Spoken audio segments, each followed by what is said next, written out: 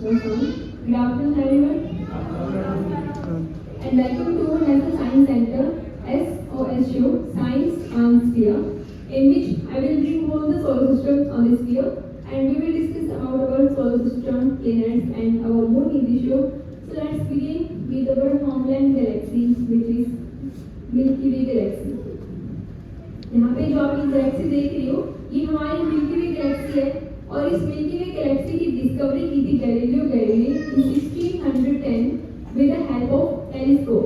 Telescope के through उन्होंने इसकी डिस्कवरी की थी। And what is the shape of our Milky Way galaxy? Can you tell?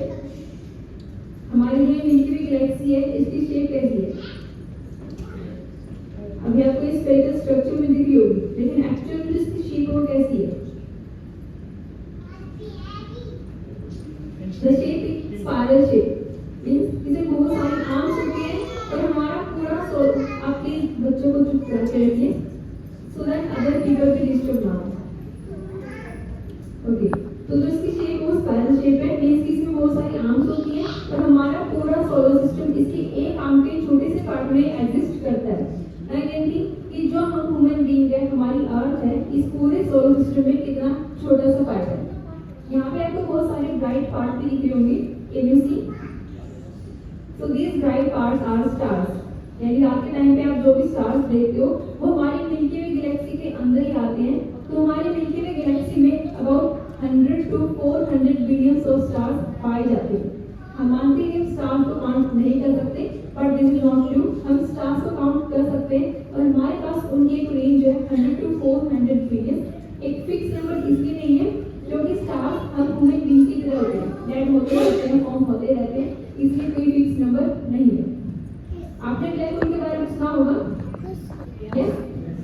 Okay, so what is black hole? Anyone? Black hole sense everything sound. सो इसके surrounding में जो भी ऑब्जेक्ट होती है ब्लैक होल की, वो अपनी अंदर की तरफ खींच लेता है ड्यू टू हाई ग्रेविटी। और ब्लैक होल कैसे फॉर्म होता है? ब्लैक होल ऐसे फॉर्म होता है, जो स्टार्स होते हैं उनका लाइफ टाइम खत्म हो जाता है, कोई उनकी जो लाइफ स्पैन होती है खत्म हो जाता है, तो उनसे एक न्यू चीज फॉर्म होती है, जिसको हम बोलते हैं ब्लैक होल। और ब्लैक होल की ग्रेविटी बहुत ही हाई होती है, उसकी सराउंडिंग में कोई भी ऑब्जेक्ट आएगी तो ब्लैक होल उसको अपने अंदर एब्जॉर्ब कर लेगा, शिफ्ट कर लेगा। तो ऐसा ही ब्लैक होल हमारी मिल्की वे गैलेक्सी के सेंटर में है, जिसका नाम है सैजिटेरियस ए स्टार, जिसकी बहुत ही हाई ग्रेविटी है। और मिलने जितने ब्लैक होल पाए जाते हैं, वो हर गैलेक्सी के सेंटर में होते हैं।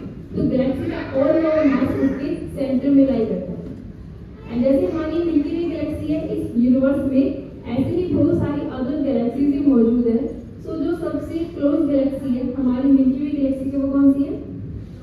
Yes, Andromeda galaxy is the nearest galaxy to our Milky Way galaxy. और एस्ट्रोनॉमर ने पाया है कि एंड्रोमेडा गैलेक्सी हमारी मिल्की वे गैलेक्सी के पास आती जा रही है। तो कुछ सालों के बाद एक ऐसा टाइम आएगा जब दोनों गैलेक्सी आपस में मर्ज हो जाएंगी, तो उसके बाद क्या होगा कि हमारी पूरी दुनिया खत्म हो जाएगी, या फिर एक न्यू चीज फॉर्म होगी। इसके बारे में अभी हम कुछ नहीं कह सकते। सो ये थी हमारे मिल्की वे गैलेक्सी। अब बढ़ते हैं अपने सोलर सिस्टम की तरफ।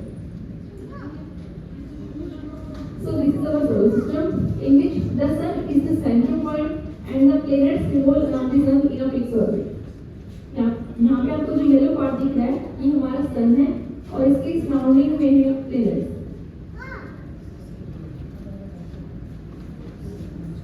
यहाँ पे 6 कर लिया sugar. So how many planets are there in our solar system at present time? 8. पहले कितने थे? 9 कौन सा था? प्लूटो। प्लूटो को हम कंसीडर क्यों नहीं करते, काउंट क्यों नहीं करते हम? ऐसा क्या हुआ उसके साथ? वो एस्ट्रॉइड, वो ड्रो प्लैनेट बन चुका है। जो प्लूटो वो ड्रो प्लैनेट बन चुका है।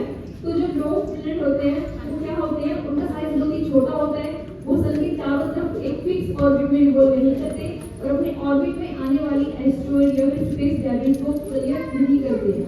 इसलिए उसको 2006 में डिस्कार्ड कर दिया गया हमारे सोलर सिस्टम के प्लैनेट की कैटेगरी से। सो एट प्रेजेंट टाइम हमारे सोलर सिस्टम में 8 प्लैनेट्स हैं, जिसमें से फर्स्ट 4 को बोलते हैं टेरेस्ट्रियल प्लैनेट्स, क्योंकि वो सोलर सरफेस से मिलके बनते हैं। लास्ट 4 को बोलते हैं के बनते हैं। अब आते हैं सन पे। सन की सरफेस पे आप देख सकते हो कुछ ब्लैक स्पॉट है। कैन यू सी? कहीं कहीं पे कुछ ब्लैक स्पॉट है, इनको बोलते हैं सन स्पॉट। अगर आप टेलीस्कोप से सन को देखोगे फिल्टर के थ्रू, तो वहाँ पे सन की सरफेस पे हमको कुछ ब्लैक कलर के डॉट्स दिखते हैं, उनको बोलते हैं सन स्पॉट। और वही ये रीजन है, यहाँ पे कम टेम्परेचर होता है। आप प्लीज बच्चों को चुप करा देते, आई एम सेइंग अगेन। तो जो सन स्पॉट होते हैं इनका टेम्परेचर कम होता है, लेकिन मैग्नेटिक फील्ड बहुत ही हाई होता है और सोलर फ्लेयर्स निकलते रहते हैं, जो आप यहाँ पे ऑब्जर्व कर सकते हैं। सन की सरफेस पे जो आपको ब्लास्ट होते हुए दिख रहे हैं, ये वही सन स्पॉट रीजन है, ब्लैक स्पॉट रीजन है, जहाँ पे मैग्नेटिक फील्ड बहुत ही हाई है और टेम्परेचर कम है।